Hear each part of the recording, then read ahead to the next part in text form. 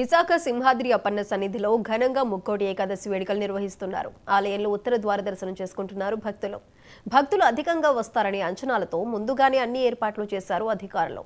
ఆలయ చైర్మన్ అనువంశిక ధర్మకర్త అశోక్ గజపతిరాజు దంపతులు ముందుగా స్వామివారిని దర్శించుకున్నారు. ఆయనకు ఆలయ అర్చకులు పూర్ణ కుంభంతో స్వాగతం పలికారు. అందరూ ఓకేనా?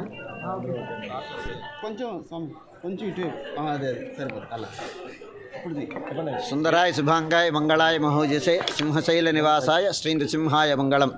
శ్రీ శ్రీ శ్రీ వరాహలక్ష్మీ నృసింహస్వామి వారి సన్నిధానంలో ప్రాతివర్షిక ఉత్సవం అయినటువంటి వైకుంఠ ఏకాదశి ఉత్సవం ఈనాడు 1 గంటకి సుప్రభాతంతో ఆరంభమయ్యి సుమారుగా 4 గంటలకి ఆరాధనాది ధనుర్మాసం విశేషోత్సవం అమ్మవారి సేవ మొదలైన కార్యక్రమాలన్నీ పూర్తి చేసుకొని వైకుంఠనారాయణుల అలంకారంతో ఉభయ దేవేరులతో శేషవాహనం పైన వేడా ప్రదక్షిణ పూర్వకంగా ఆస్థాన మంటపంలోకి వేంచేసి అక్కడ ఉపచార సమర్పణ అయిన తర్వాత స్వామి ఉత్తర గోపురంలోకి వేంచేసి ఆనువంశిక ధర్మకర్తల వారి దర్శనం అయిన తర్వాత భక్తులందరినీ అనుగ్రహించడం కోసం ఉత్తర రాజగోపురంలో స్వామి దర్శనాన్ని అనుగ్రహించారు.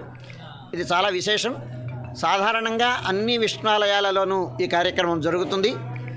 వైకుంఠలోకంలో ధనుశుద్ధ ఏకాదశి నాడు 33 కోట్ల దేవతలకి వారి యొక్క అసుర బాధలు లేకుండా వాళ్ళ యొక్క పదవులన్నీ సుఖంగా ఉండి స్వామి సేవ చేసుకోవడానికి తగినటువంటి స్థితిని కల్పించడం కోసమని వారు ప్రార్థిస్తే ఉత్తరాభిముఖుడుగా ఉండి స్వామి దర్శనాన్ని అనుగ్రహించేట.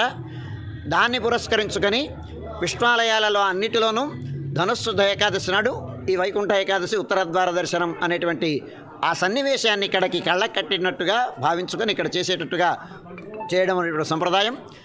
ఈనాడు ఉత్తరద్వారంలో స్వామిని సేవించే ఉత్తరాభిముఖుడుగా ఉండేటువంటి వైకుంఠ నారాయణుని సేవించినట్టయితే దేవతలు ఎలాగైతే సుఖంగా ఉండి స్వామి యొక్క సాన్నిధ్యంలో నిత్య కైంకర్యాన్ని పొందుతారో అట్లాంటి ఫలాన్ని మనం కూడా పొందుతాం అని శాస్త్రం చెప్తోంది.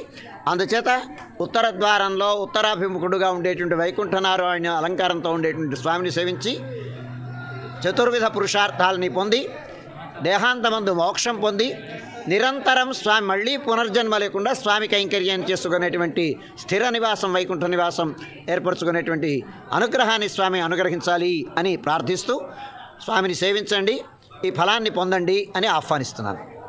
ఈవిడ పేరు రాధ అండి. మేము పక్కన ఉన్న రామాలయం సింహపురి కాలనీ నుంచి దీని గురించి ఈ కార్యక్రమం కోసం వచ్చాను సార్. అంతా బాగుంది సార్. కానీ మాలాంటి నడవలేని వాళ్ళం కాళ్ళకి వేసుకునే వాళ్ళం 500 టికెట్ మాకు మా శక్తికి ఎక్కువ అయినా కొనుక్కుని వస్తే మమ్మల్ని నించోబెట్టి లైన్లో ముందున్న విఐపీల సీట్లు మేము దర్శనం చేసుకున్నామండి.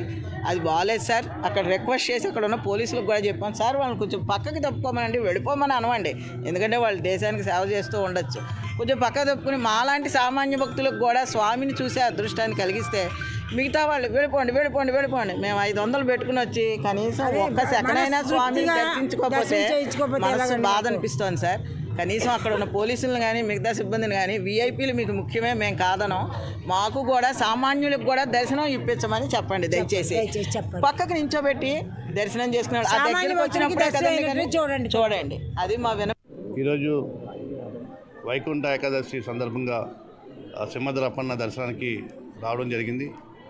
మరి దేవస్థాన అధికారులు చాలా బాగా ఏర్పాట్లన్నీ చేయడం, పార్కింగ్లో కానీ ప్రతి దర్శనంలో ప్రజలు ఎటువంటి ఇబ్బందులు లేకుండా, మరి ముఖ్యంగా యొక్క ఆంధ్రప్రదేశ్ రాష్ట్రం మరింత అభివృద్ధి చెందాలని, 26 జిల్లాలు మంచి అభివృద్ధి పదంలో ఉండాలని, మరి ముఖ్యంగా మన ఉత్తరాంధ్ర ప్రాంతం మరింత అభివృద్ధి చెందాలని, మన వ్యవసాయాలన్నీ బాగుండాలని, పిల్లలు బాగా చదువుకోవాలని, మరి ముఖ్యమంత్రి గారు త్వరలోనే విశాఖపట్నం నుంచి పరిపాలన సాగిస్తామన్నారు. కాబట్టి మరి ఉత్తరాంధ్ర ప్రాంతం కూడా అభివృద్ధి చెందాలని సందర్భంగా దేవుణ్ణి వేడుకోవడం జరిగింది.